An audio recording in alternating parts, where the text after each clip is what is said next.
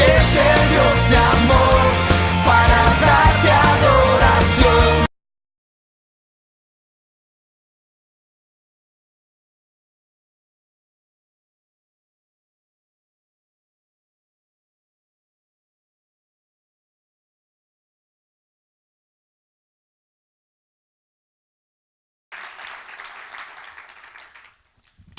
Vamos a abrir la Biblia en el libro de Hebreos, capítulo 11. Y vamos a continuar con esta serie de mensajes que he titulado La Séptima Generación. Yo creo que Dios nos quiere ilustrar acerca de la vida de Enoc, de este hombre de Dios. Quiere ilustrar que esa generación fue una generación muy importante para Dios por ser la séptima y todo lo que engloba el número 7, como es un número perfecto, un número que viene para completar algo. Y vemos que fue hasta la séptima generación donde Dios encontró a un hombre que realmente le agradó y que realmente tuvo una repercusión dentro de la genealogía. Y como nosotros como iglesia, Dios quiere que tengamos también una repercusión en los tiempos en los que estamos viviendo. Y para eso el Señor ha escogido la figura de Enoc para poder aprender de su comportamiento, de cómo él invirtió su vida, y pueda el Espíritu Santo hacer una obra en nuestro interior y traer convicción en nuestro espíritu y que podamos vivir de esa manera. Amén. Hebreos capítulo 11, versículo 5, dice: por la fe Enoc fue trasladado al cielo para que no viera muerte, y no fue hallado porque Dios lo trasladó, porque antes de ser trasladado recibió testimonio de haber agradado a Dios.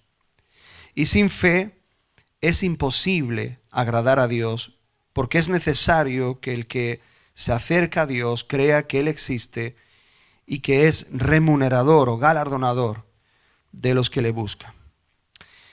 Hoy vamos a estudiar otra característica de la vida de este varón de Dios, de Enoc, y lo más importante y lo más destacado que dice aquí en el versículo 5, dice que Enoc no fue hallado porque Dios lo trasladó, pero antes de ser trasladado, Enoc recibió testimonio de haber agradado a Dios. Y esa es una de las cualidades que nosotros como iglesia tenemos, que Dios tiene que esculpir, Dios tiene que formar en nosotros, y en nuestra mentalidad como creyentes tiene que estar esta idea de agradar a Dios. Fíjate que en este capítulo 11 se habla acerca de los héroes de la fe. Y realmente Enoc aquí no mató a ningún gigante, ni peleó en grandes guerras, ni hizo nada extraordinario aparentemente, sino que el testimonio que dejó, o el resumen de su vida, cuando nosotros vemos y cuando el autor de los Hebreos menciona las cualidades de Enoc, lo que destaca es que agradó a Dios. Al final de nuestra vida, la gente va a poder resumir el resultado de nuestra vida. En algunos el resumen será: fue un necio, como en el caso de Nabal, el marido de Abigail, que cuando oímos la historia de Abigail recordamos a una mujer hermosa por fuera, pero también hermosa por dentro. Pero cuando pensamos en el esposo, ¿en qué pensamos? En que fue un idiota, un necio total. Y además ya su madre le puso el nombre adrede. O sea, dijo, este hijo mío va a ser un idiota, así que te vas a llamar así para toda la vida. Y así se llamó y así murió. Qué triste, ¿no? Que el resultado de nuestra vida, de todos nuestros años en la tierra, el resultado sí digan, fue un necio, o fue un avaro, o fue una mentirosa, o fue un siervo de Dios. Cuando se oye de Moisés, a continuación se pronuncia la palabra Moisés, siervo de Dios. Abraham, amigo de Dios. David, un hombre conforme a su corazón. Podríamos resumir así a los hombres y mujeres de Dios, resumirlos en pocas palabras. ¿Qué se dirá de nosotros cuando ya no estemos aquí? ¿Cómo resumirán las personas el resultado de nuestra vida y cómo nosotros hemos invertido nuestro tiempo en la tierra? Bueno, pues en el caso de Enoc fue un hombre que agradó a Dios. Agradó a Dios. Y fíjate que agradar a Dios es una heroicidad. O sea, realmente se necesita mucha valentía para agradar a Dios en medio de una sociedad hostil y cada vez menos apegada a la piedad y menos apegada a la espiritualidad o a ir o a acercarse a las cosas de Dios. Realmente se necesita una gran valentía para preservarnos del pecado, para ser santos en medio de una generación torcida. Se necesita de una gran dosis de ánimo y de fuerza de Dios para poder servir a alguien que no vemos. Pero al mismo tiempo es muy cierto y muy real en cada uno de nuestros corazones. Así que la persona que realmente es cristiana, que se llama cristiana y que vive como cristiana cada día, es una persona muy valiente. Es una persona que en la tierra se puede considerar como un héroe. Héroe no es el Capitán América, héroe no es Spiderman, héroe no es el hombre más millonario de la tierra, héroe es el que agrada a Dios. Y se le da la oportunidad de ser incluido en la lista de los hombres y mujeres que taparon boca de leones, que apagaron fuegos impetuosos, que destruyeron ejércitos enemigos, que fueron aliados de Dios, mujeres como Esther, como Ruth, como Débora. Y se les incluye dentro de esa lista a hombres y a mujeres que agradan a Dios. Porque repito, hermanos, para agradar a Dios se necesita de mucha heroicidad. La palabra agradar significa varias cosas, tiene varios significados y uno de ellos es gratificar por entero. Fíjate que agradar a Dios no solamente es agradarlo en algunas áreas o en algún momento, sino agradarle en todo momento y en todas las áreas de la vida. Eso es lo que significa agradar. Gratificar a Dios por entero. En todo momento, en todas las áreas. Tú dirás, es complicado. Y yo te respondo, sí, es complicado, es muy complicado. Porque el requerimiento de Dios es un requerimiento muy alto, pero al mismo tiempo también tenemos un poder muy alto para poder cumplir lo que Dios nos asigna. Pero el objetivo de nuestra vida es gratificar a Dios por entero, en todas las áreas, en todo momento de nuestra vida. También significa algo que es apropiado o algo justo. Es decir, agradar a Dios no es algo injusto, no es un fastidio. Agradamos a Dios porque Dios es alguien que ha sido bueno con nosotros y que nos hace bien. Agradar a alguien malo sí sería un fastidio.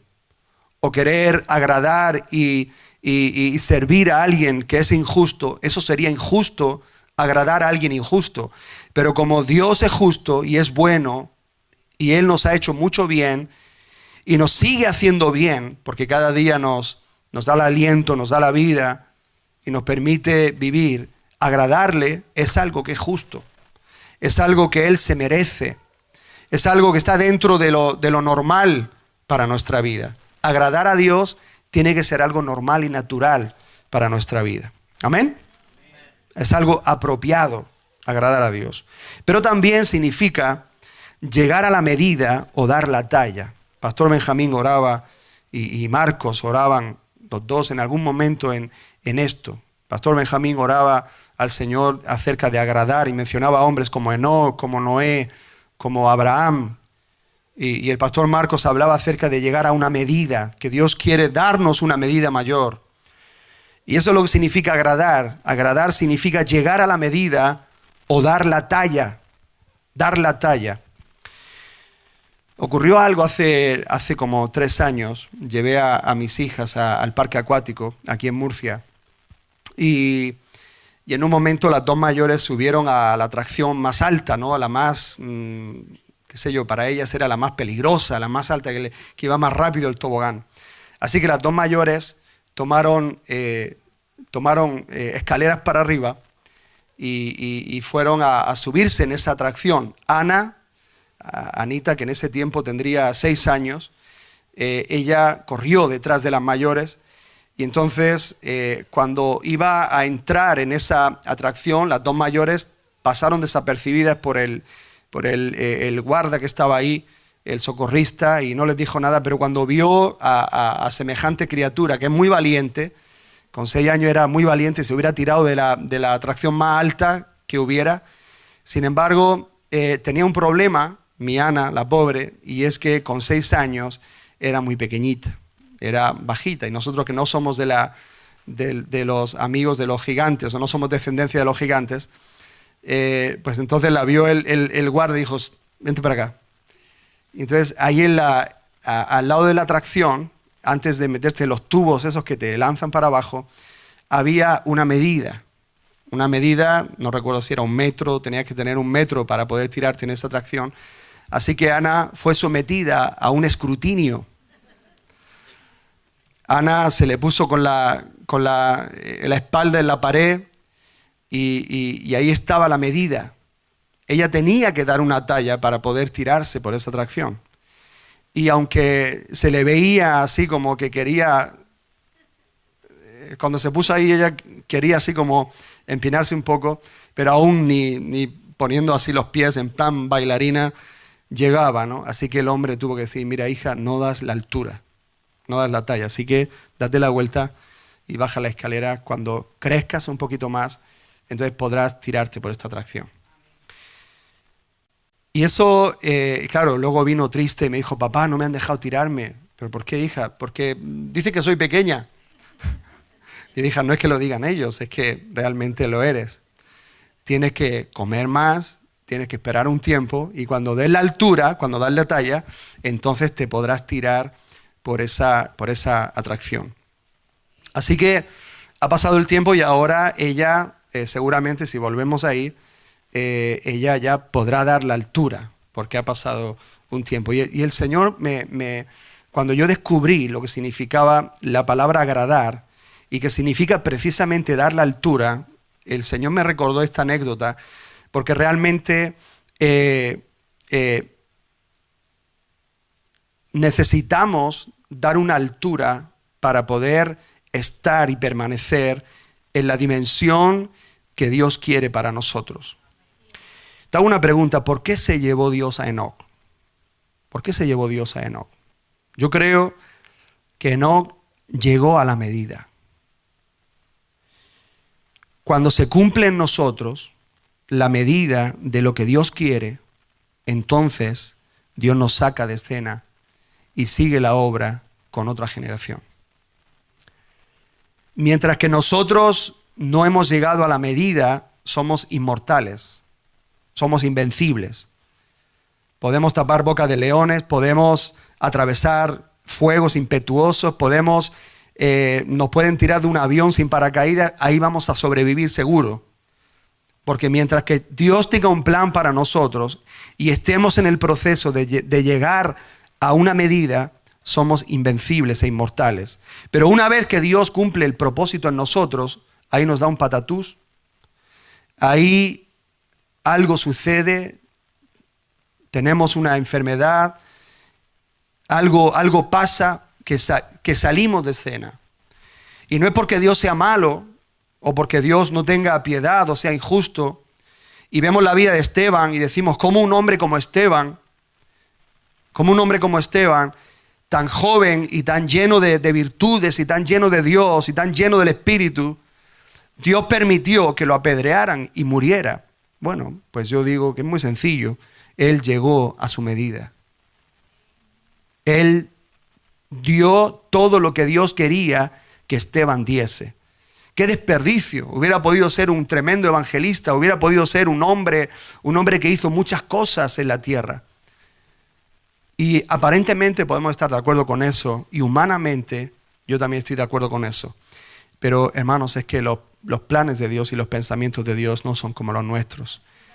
Y nuestra manera de juzgar la vida y las situaciones de la tierra no son igual que como lo hace Dios. Dios es mucho más alto, mucho más sabio, mucho más santo, mucho más perfecto, mucho más, su visión es total, es perfecta. Así que todo lo que Dios hace, nosotros tenemos que decir amén, aunque no lo entendamos. Y no entres en conflicto con tu propia mente, con tu propia mentalidad de por qué Dios hace cierto tipo de cosas, porque hay cosas que no entendemos. Pero podemos decir que si una persona ha llegado a la estatura o al nivel que se esperaba, entonces ya Dios se lo lleva. Y Enoc, en 365 años, cuando la mayoría de sus antepasados vivían 700, 800, hasta su hijo, el hijo de Enoc, vivió 969 años. Matusalén, el famoso Matusalén. Así que, pero él vivió menos de la mitad de la que vivió su hijo, porque él en 365 años llegó a la medida. Hay una medida que Dios nos ha asignado a cada uno. Medida en cuanto al carácter. Dios quiere que desarrollemos el carácter de Cristo en nosotros. Y ya quiero abundar un poquito más, aunque yo sé que el domingo pasado hablamos acerca de esto, de la multiplicación de Cristo en nosotros. Pero hermanos, no me cansaré de abundar sobre este tema porque una de las cosas más importantes por las cuales Dios nos tiene en la tierra no es para jugar a una religión o para jugar a llamarnos en una manera determinada y para hacer cosas determinadas, sino que una de las metas y los objetivos del Señor que nos tiene aquí en la tierra es para cada día parecernos más a Jesús. Nosotros necesitamos una medida de carácter en nosotros. Y hay una carencia de carácter en la iglesia, hermanos. No me refiero a esta iglesia, por supuesto. Me refiero a la iglesia del Señor en general. Una iglesia que busca sensaciones, una iglesia que busca emociones, una iglesia que generalmente busca que algo pase en cada reunión, irnos con una excitación, con una experiencia, pero muy pocas veces en nuestra vida diaria somos capaces de afrontar situaciones que requieren del carácter de Cristo en nosotros. Pero repito, hermanos, una de las obras del Espíritu Santo más importantes que quiere hacer en nosotros y uno de los deseos fervientes que nosotros tenemos que tener en la tierra es ser como Jesús. Ser como Jesús. Cuando tú y yo descubrimos la persona de Jesús y realmente vemos que es el varón perfecto, como dice Pablo a los Efesios,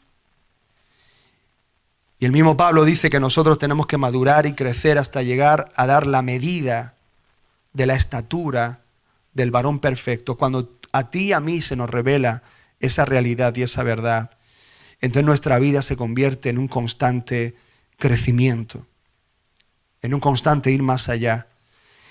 Y cuando estamos en la vida cotidiana, preguntamos, ¿qué haría Jesús en mi lugar? Mira la situación que tengo.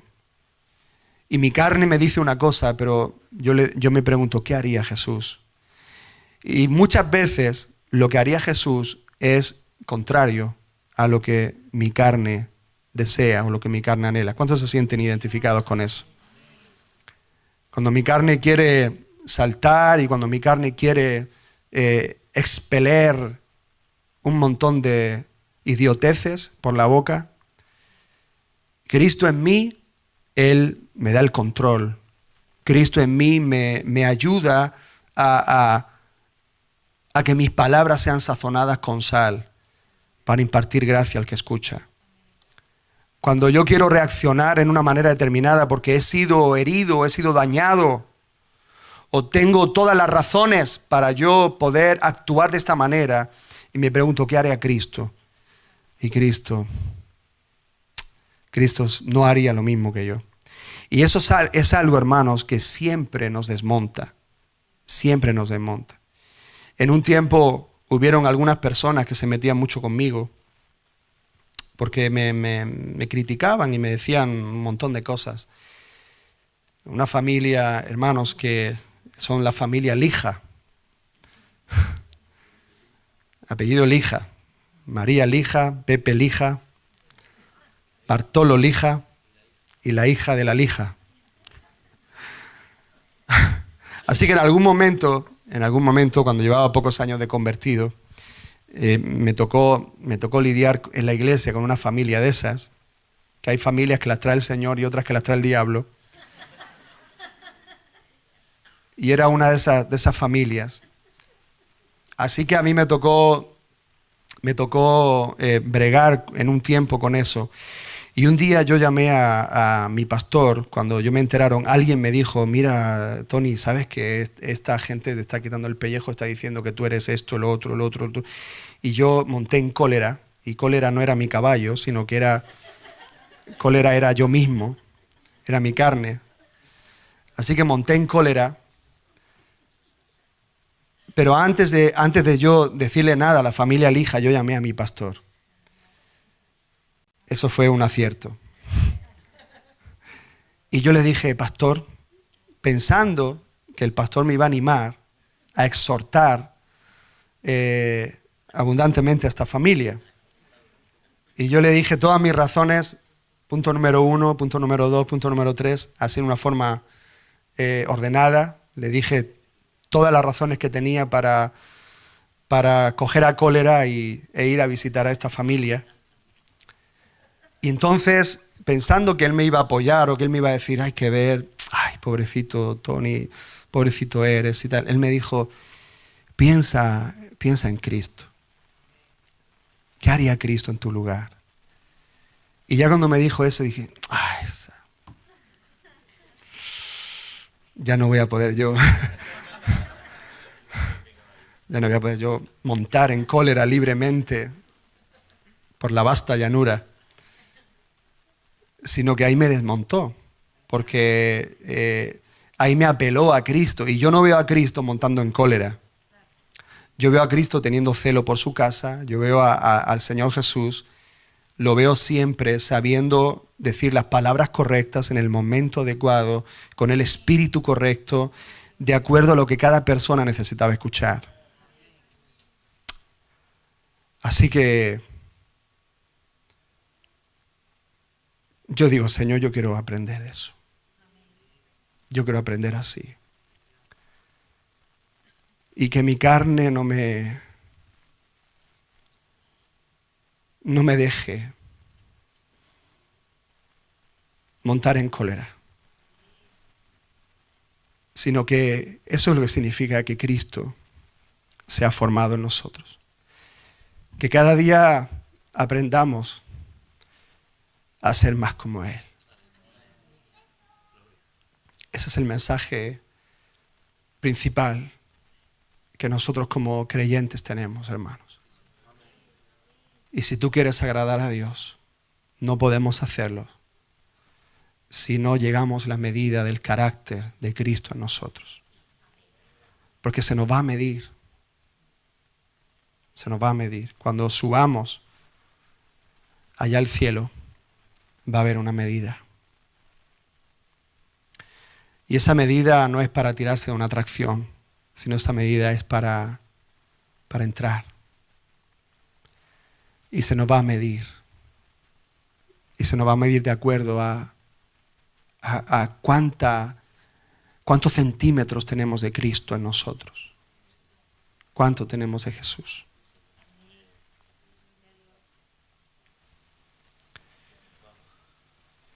Así que hay una medida que Dios nos ha asignado a cada uno de nosotros.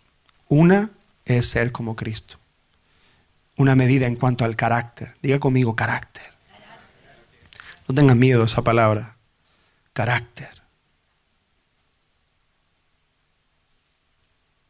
Y otra medida es la medida en cuanto a la obra que nosotros tenemos y a la obra que nosotros hemos venido a hacer en la tierra. La Biblia lo llama a ser perfectos. Y lejos de que seamos perfectos en cuanto al concepto de perfección, como el hombre lo entiende, sino que el concepto perfecto, como Dios lo entiende, es ser todo lo que Cristo me ha llamado a ser y hacer todo lo que Cristo me ha llamado a hacer. Eso es ser perfecto para con Dios. La Biblia habla y se entrevé las páginas de la Biblia que tenemos que llegar a la medida que se nos ha asignado a cada uno. Entonces así se nos va a medir en el cielo, si hemos llegado a la estatura del varón perfecto y si hemos hecho todo lo que se nos asignó. Si es así, entonces se podrá dar testimonio de nosotros que diga, fulano de tal agradó a Dios. ¿Por qué? Porque dio la talla en el carácter y dio la talla también porque hizo todo lo que se le asignó. ¿Estáis de acuerdo, hermanos? Dice Pablo en 2 Corintios capítulo 5 versículo 9, por eso ya sea presentes o ausentes, ambicionamos serle agradables. Fíjate cuál era la ambición del apóstol Pablo. Normalmente la palabra ambición se usa cuando una persona persigue algo sin descanso, ya sea tener una ambición negativa o alguien que persigue algún logro en lo deportivo, en lo empresarial. Esta persona es ambiciosa porque quiere ser el número 1 del mundo. Esta persona es ambiciosa porque tenía una empresa y ahora ha abierto otra en tal lugar y ha abierto otra en tal lugar. Tiene una ambición y es llenar España de sus empresas. Bueno, pues Pablo tenía una ambición en la tierra y era porque ya sea, le dice a los corintios, ya sea que yo esté allí con vosotros o no esté con vosotros, hay una ambición en mí y es agradar a Dios. Ser agradable a Dios. Pablo tenía un solo objetivo: gratificar al Señor por completo, darle al Señor lo que le corresponde y llegar a la estatura, al nivel. Eso es lo que se requiere, hermanos, en cuanto a Dios, en cuanto a agradar a Dios. Ahora vamos a abrir la Biblia en el libro de Romanos. Vente conmigo a Romanos y al final vamos a volver a Hebreos. Pero vamos al libro de Romanos en el capítulo 14.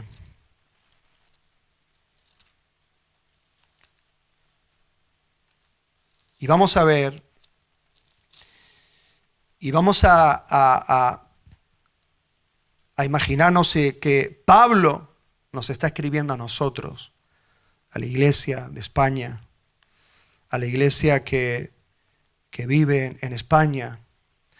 Porque aunque era otro tiempo y otra cultura, sin embargo, las cosas que Pablo habla aquí son muy reales para nosotros también, en cualquier cultura, en cualquier lugar y en cualquier tiempo. Hay cosas que son similares, incluso de los días de Noé o de los días de Caín y Abel, son similares a las nuestras. Por eso dice Jesús en un momento que sabremos cuándo llegan los últimos tiempos, porque dice que será como en los días ¿de quién? De Noé. O sea que en este tiempo se van a manifestar obras y el carácter de los hombres de los últimos tiempos será semejante como el carácter de los hombres de los primeros tiempos. Y hay cosas que no cambian. Por eso la Biblia fue escrita para nuestra enseñanza. Porque lo que antes fue escrito, para nuestra enseñanza fue escrito. Así que yo al leer el libro de Romanos, yo me lo aplico a mí y me lo aplico a la iglesia mía en este tiempo y me lo aplico a las necesidades que tiene mi iglesia en este tiempo. Y dice Romanos capítulo 14, versículo 1. Vamos a leerlo todo porque va a ser muy, muy edificante. Dice, aceptad al que es débil en la fe, pero no para juzgar sus opiniones. Uno tiene fe en que puede comer de todo, pero el que es débil solo come legumbres. El que come no menosprecie al que no come, y el que no come no juzgue al que come, porque Dios lo ha aceptado. ¿Quién eres tú para juzgar al criado de otro? Para su propio amo está en pie o cae, y en pie se mantendrá, porque poderoso es el Señor para sostenerlo en pie. Uno juzga que un día es superior a otro. Otro juzga iguales todos los días. Cada cual esté plenamente convencido según su propio sentir. El que guarda cierto día, para el Señor lo guarda. Y el que come, para el Señor come, pues da gracias a Dios. Y el que no come, para el Señor se abstiene y da gracias a Dios. Porque ninguno de nosotros vive para sí mismo, y ninguno muere para sí mismo. Pues si vivimos, para el Señor vivimos, y si morimos, para el Señor morimos. Por tanto, ya sea que vivamos o que muramos, ¿de quién somos? Del Señor. Porque para esto Cristo murió y resucitó, para ser Señor tanto de los muertos como de los vivos. Pero tú, ¿por qué juzgas a tu hermano? O también tú, ¿por qué menosprecias a tu hermano? Porque todos compareceremos ante el tribunal de Dios. Porque está escrito: vivo yo, dice el Señor, que ante mí se doblará toda rodilla y toda lengua alabará a Dios. ¿Cuántos dicen amén por eso? De modo que cada uno de nosotros dará a Dios cuenta de sí mismo. Por consiguiente, ya no nos juzguemos los unos a los otros, sino más bien decidid esto: no poner obstáculo o piedra de tropiezo al hermano. Yo sé y estoy convencido en el Señor Jesús de que nada es inmundo en sí mismo, pero para el que estima que algo es inmundo, para él lo es. Porque si por causa de la comida tu hermano se entristece, ya no andas conforme al amor. No destruyas con tu comida a aquel por quien Cristo murió. Por tanto, no permitáis que se hable mal de lo que para vosotros es bueno. Porque el reino de Dios no es comida ni bebida, sino justicia y paz y gozo en el Espíritu Santo. Porque el que de esta manera sirve a Cristo es aceptable a Dios y aprobado por los hombres. Así que procuremos lo que contribuye a la paz y a la edificación mutua. Capítulo 15, verso 1. Así que nosotros, los que somos fuertes, debemos sobrellevar las flaquezas de los débiles y no agradarnos a nosotros mismos. Cada uno de nosotros agrade a su prójimo en lo que es bueno para su edificación. Pues ni aun Cristo se agradó a sí mismo. Antes bien, como está escrito, los vituperios de los que te injuriaban cayeron sobre mí. Hemos visto en la primera parte, hemos visto de cómo el hombre de Dios, el cristiano y la cristiana, tiene un objetivo en la vida y es agradar a Dios. Y ahora vemos también que uno de los objetivos es también agradarnos los unos a los otros. ¿Qué tenemos que hacer, hermanos? Agradarnos los unos a los otros. Y en este texto yo quiero compartir brevemente contigo 3 cosas que nosotros tenemos que hacer para agradar a los demás. Y esto le vamos a dar un balance ahora, agradar a los demás. Número 1, dice el versículo 7, porque ninguno de nosotros vive para sí mismo y ninguno muere para sí mismo. Porque si vivimos, para el Señor morimos, y si morimos, para el Señor muramos. Así que ya sea que vivamos o muramos, somos del Señor. Número 1, para agradar a los demás, nosotros, es decir, no vivir para nosotros mismos. No vivir para nosotros mismos. Esto no significa que nos vamos a despreocupar de nuestra vida, de nosotros, de nuestras necesidades, sino que no vamos a vivir una vida centrada en nosotros mismos, sino en los demás. Esto es una mentalidad que tiene que ser formada en nosotros. Nuestra vida tiene que estar dedicada a mejorar la existencia de otras personas y mejorar el lugar donde estamos. ¿Amén? ¿Entiende eso? Nuestra vida tiene que estar centrada o dedicada a mejorar la existencia de otras personas, empezando por las que tenemos en nuestra casa y del lugar donde estamos. Yo tengo que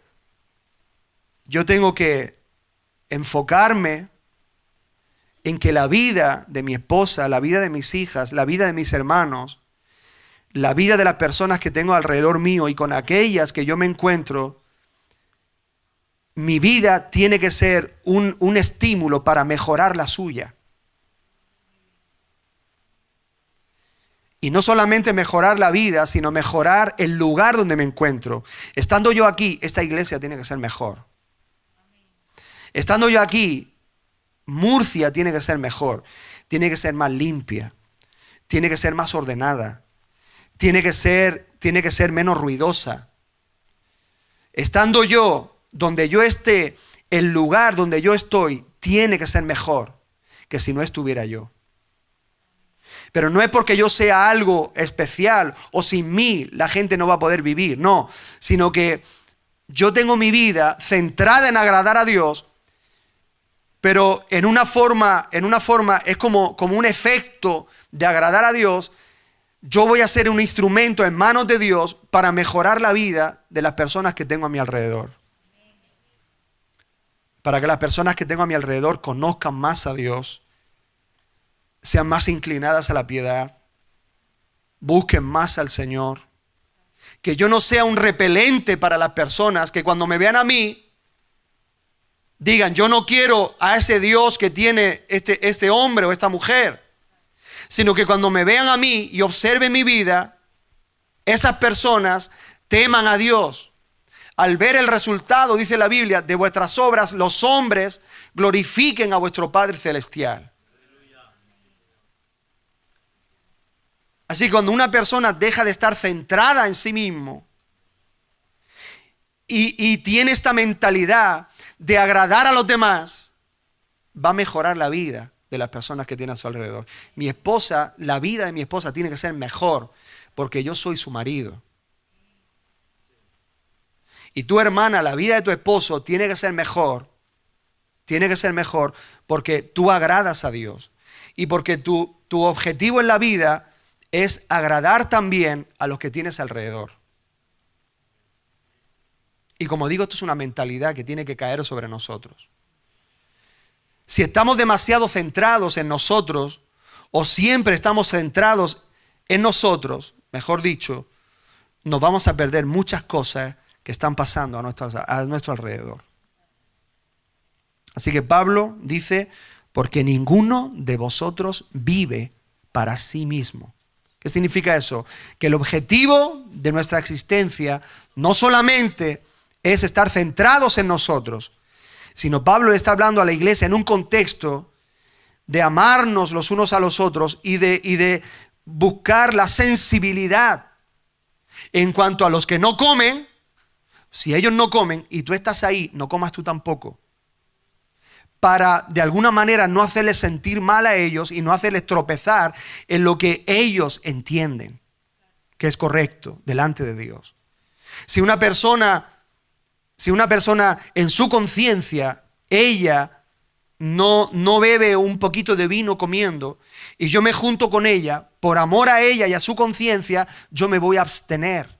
Uso mi libertad no para hacer lo que me da la gana, sino para hacer lo que es mejor para la otra persona. Porque ser libre no es hacer lo que quiero. Ser libre es tener dominio para saber hacer en todo momento lo que tengo que hacer. No decir, a mí me da igual, yo soy libre, yo hago lo que quiero. No, yo hago lo que debo. Y la verdadera libertad no es hacer lo que uno quiere, es hacer lo que uno debe. Esa es la verdadera libertad. No, yo hago lo que quiero. Yo no soy esclavo de nadie. Precisamente eres esclavo porque haces lo que quieres. Pero cuando tú haces lo que no quieres, ahí esa es la verdadera libertad. Pudiendo tener libertad para hacer algo, no lo hago. Esa persona es verdaderamente libre. Porque tiene control y dominio de sus apetitos y control y dominio de sus opiniones y control y dominio de sus gustos. Entonces, una de las cosas es esa. No vivir para nosotros mismos. Puedes decirlo conmigo, no debo vivir para mí mismo. O por lo menos solamente para mí mismo. Dice el versículo 15, porque si por causa de la comida tu hermano se entristece, ya no andas conforme al amor. Esta sería la segunda cosa, vivir conforme al amor. Hemos oído muchas veces este versículo y lo hemos compartido. ¿Cuál es el mandamiento más importante, hermanos, de toda la Biblia? ¿Cuál es? Amarás al Señor tu Dios con todo tu corazón, toda tu alma, todas tus fuerzas, y ya no sabes lo que decir más, con todo. Pero también dice, y amarás a tu prójimo como. Así que aquí hay tres tipos de amor, hacia Dios, hacia mi prójimo y hacia mí mismo. Y los tres son buenos, en un sentido.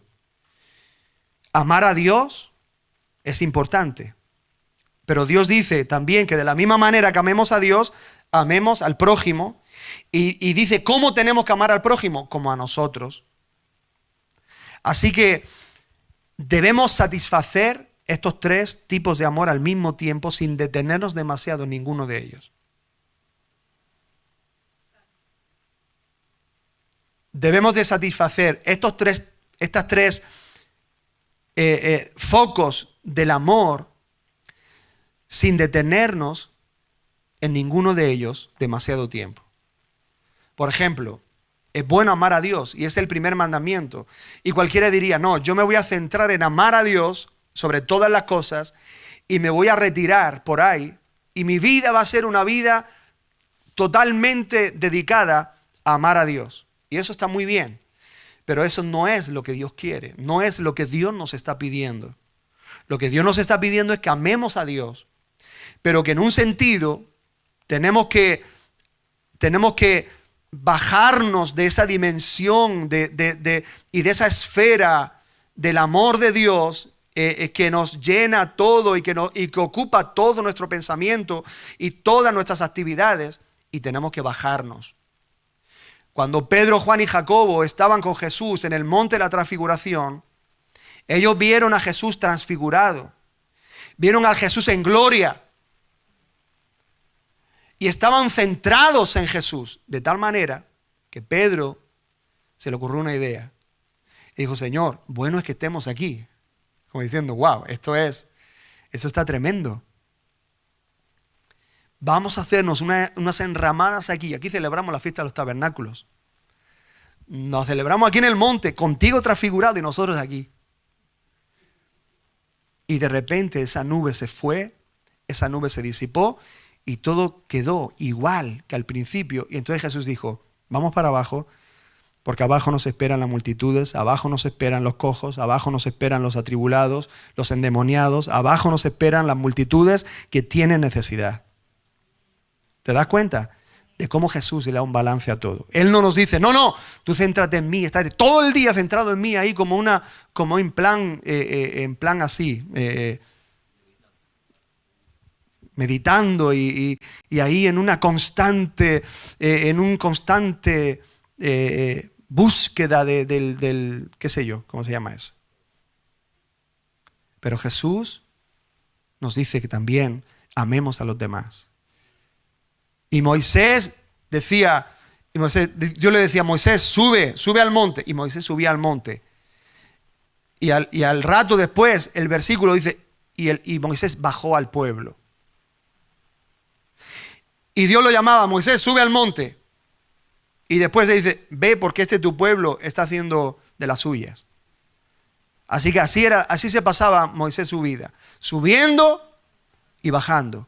Subiendo y bajando. Andando por el mar Jesús y viendo los milagros y andando Pedro por el mar. Pero cuando llegaron a la otra orilla le esperaba a los gadarenos, la tierra de los gadarenos, que era una tierra bien complicada. Así que no debemos detenernos solamente en el amor a Jesús, tampoco debemos detenernos en el amor hacia los demás, porque cada vez, hermanos, en cada momento le damos a cada uno lo que cada uno requiere. Si satisfacemos uno de ellos, va a haber una carencia hacia los otros. Entonces no puedo estar siempre amándome a mí mismo. Y dicho sea de paso, yo me amo. Yo me amo a mí mismo y tú también te amas a ti mismo porque es algo que Dios ha puesto. No es algo que tú te tienes que esforzar. Tú te amas a ti mismo porque si no te amaras, no te mirarías tanto al espejo. Y si no te amaras a ti mismo, te daría igual ir por el mundo sin protección. O te daría igual cruzar la calle sin mirar. O te daría igual si hay un fuego, poner tu mano en el fuego. No tendrías miedo de nada. No, pero nosotros tenemos un sentido de preservación dentro de nosotros que Dios lo ha puesto, que es un sentido de amarnos a nosotros mismos, de cuidarnos, de protegernos de todas las cosas externas y peligrosas que puedan suceder. Así que eso está en nosotros. Ahora, ¿cuál es el problema? Que nos centramos demasiado en nosotros mismos. Que estamos todo el día adorándonos a nosotros mismos. Y estamos todo el día cuidándonos tanto que estamos descuidando el amor a Dios y el amor hacia los demás.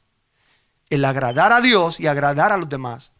¿Qué pasa cuando alguien se centra en agradar solo a los demás? Si tú te centras solo en agradar a los demás, vas a descuidar agradar a Dios y amar a Dios y amarte a ti mismo. Porque yo me amo a mí mismo, yo salgo limpito de mi casa, peinado y perfumado. Pero si yo me dedico, es que yo amo a Dios y voy con un agujero en el zapato, o voy con un olor corporal que no veas. No, hermano, que te canta que no veas. No, es que yo soy un siervo de Dios y yo me dedico al Señor y a los demás. Sí, hijo, pero ámate un poco a ti mismo también, por favor.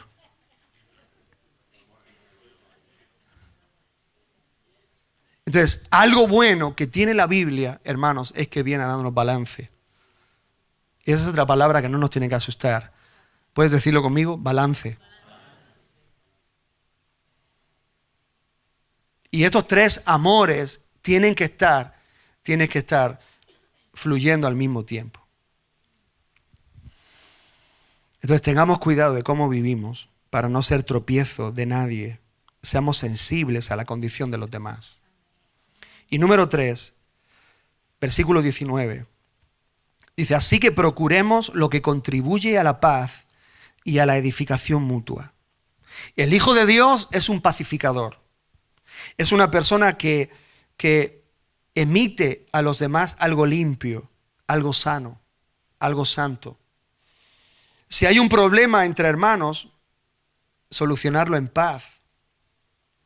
Buscar el estar bien con todos. Buscar la paz, como dice la Biblia, y seguirla. Dice, ninguna palabra corrompida salga de vuestra boca, sino solo la que sea necesaria para la edificación. Hermanos, y nosotros somos muy buenos hasta que se nos da una razón para ser muy malos. Y una de las frases que tenemos los cristianos es que yo me quito las chaquetas de cristiano y la lío parda aquí donde haga falta. Y de hecho lo hacemos mucho. Nosotros podemos ser muy, muy mansos, pero cuando alguien nos hace algo o alguien nos da razones para dejar la mansedumbre colgada en la percha, lo hacemos con una facilidad pasmosa. Y se nos va, hermanos,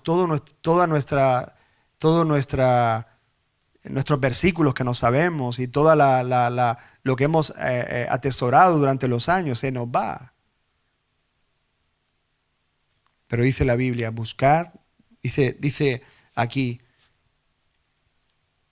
procuremos lo que contribuye a la paz y a la edificación mutua. ¿Te das cuenta? Pablo está una vez poniendo como algo superior las necesidades de los demás y la edificación de los demás antes que la edificación personal.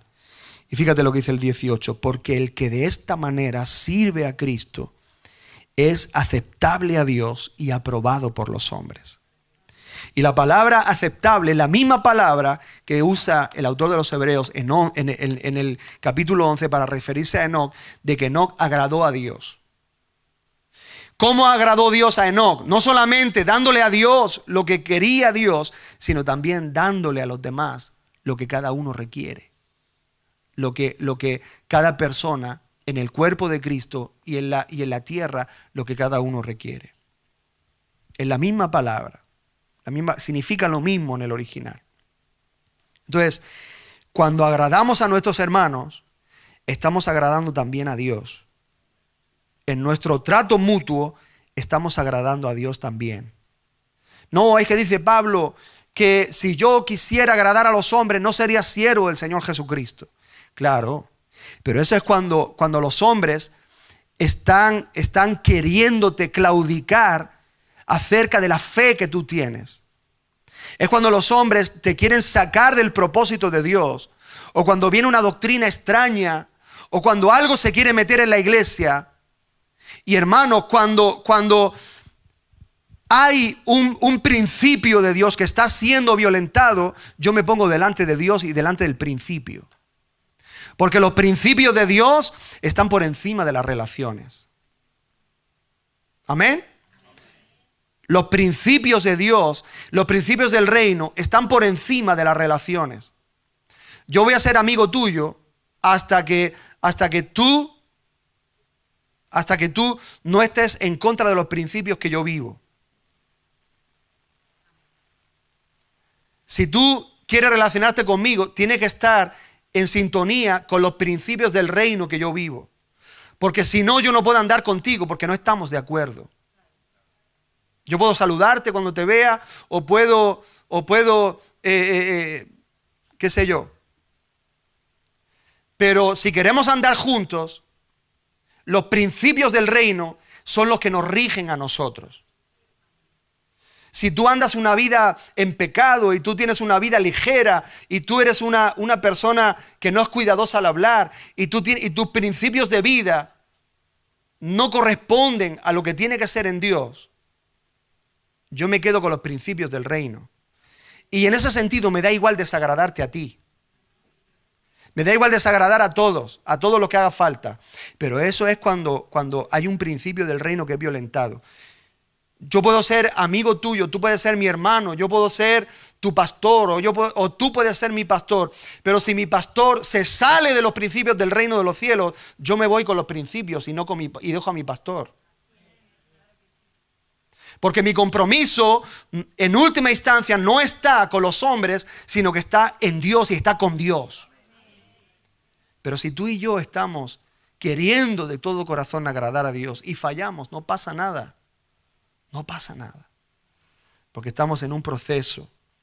Y Dios es Dios de todos. Y Jehová es nuestro pastor, el pastor de todos. Y Él está en control de todas las cosas. Y tú y yo vamos para adelante con lo que haga falta. Y nos vamos a equivocar y nos vamos a ofender, pero nos vamos a pedir perdón, nos vamos a reconciliar, porque Dios nos llama a la paz y a buscar la paz en todos los lugares. Y allá donde vayamos nosotros tenemos que transmitir shalom. Cuando Jesús envía a los 70, Él les dice, y donde entréis, declarad shalom, ahí donde entréis. O sea que los que son enviados por Dios son impartidores y declaradores de paz, de shalom de Dios. Allá donde van, nosotros vamos creando paz y vamos creando buena relación. Amén. Así que todas estas características en la vida del creyente van llenando la medida. El no vivir para nosotros, el andar conforme al amor, el caminar en aquello que contribuye a la paz y a la edificación mutua, eso te da una medida. Hay un crecimiento espiritual en esto. Actuando de esta manera ganamos centímetros espirituales. Ganamos centímetros espirituales. Te voy a leer un versículo. Vente para Hebreos capítulo 11. Y mientras yo te voy a leer un versículo aquí en Eclesiastés. Y terminamos ahí en Hebreos 11. Dice, fíjate lo que dice Eclesiastés capítulo 2, versículo 26. Dice, porque a la persona que le agrada, Él le ha dado sabiduría, conocimiento y gozo. ¿Qué le pasa a la persona que agrada a Dios? Porque a la persona que le agrada, ¿a quién? A Dios.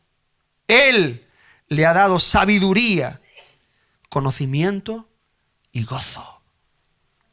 Mas al pecador le ha dado la tarea de recoger y amontonar para dárselo al que agrada a Dios. Fíjate qué tarea más penosa tiene el pecador. Amontonar para el que agrada a Dios. Ay, hermanos, dediquémonos a agradar a Dios. Y Dios ya tiene preparados los montones. Los montones que han preparado los impíos. O que ha preparado quién sé yo quién. Cuando llegado el momento, si tú y yo vivimos una vida centrada en Dios, ahí nos van a esperar los montones. Eso es lo que dice ahí, ¿sí o no? A la persona que le agrada, Dios le ha dado sabiduría. ¿Cuántos quieren ser más sabios? ¿Cuántos quieren sabiduría de Dios? ¿Cuántos quieren tener más conocimiento? ¿Cuántos quieren tener gozo de Dios? Pues eso se lo da Dios a la persona que está enfocada en agradarle a Dios. Mas al pecador le ha dado la tarea de recoger y amontonar para dárselo al que agrada a Dios. Dice Salomón, esto también es vanidad y correr tras el viento. Porque vaya tarea le ha dado Dios al pecador. Ahora vamos a terminar en Hebreos. Y quiero leerte lo que dice Hebreos en la versión de la Nueva Traducción Viviente. Y ahí mis compañeros, ahí mi compañera también te lo va a poner en la pantalla. Hebreos 11, versículos 5 y 6. Fíjate. Fue por la fe que Enoc ascendió al cielo sin morir. Desapareció porque Dios se lo llevó. Pues antes de ser llevado, lo conocían como una persona que agradaba a Dios. De hecho, sin fe es imposible agradar a Dios. Todo el que desee acercarse a Dios debe creer que Él existe y que Él recompensa a los que le buscan con sinceridad. Así que para poder agradar a Dios debemos acercarnos a Él. Y para acercarnos a Él debemos reconocer quién es Él y los beneficios que tiene el acercarnos a Él. ¿Qué les parece si nos acercamos a Dios esta noche? Un momento y terminamos cerca del Señor. Sin fe es imposible agradar a Dios. Todo el que desee acercarse a Dios debe creer que Él existe y que Él recompensa a los que le buscan con sinceridad. Amén. Póngase en pie, hermano.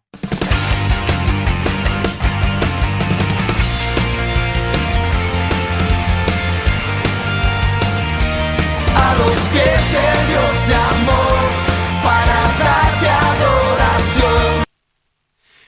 Y tenemos que bajarnos. Todas nuestras actividades, ¿de quién somos? Vivamos o que muramos, ya sea que morimos. Por tanto, para el Señor vivimos. Y si morimos, para el Señor. Pues si vivimos, para sí mismo.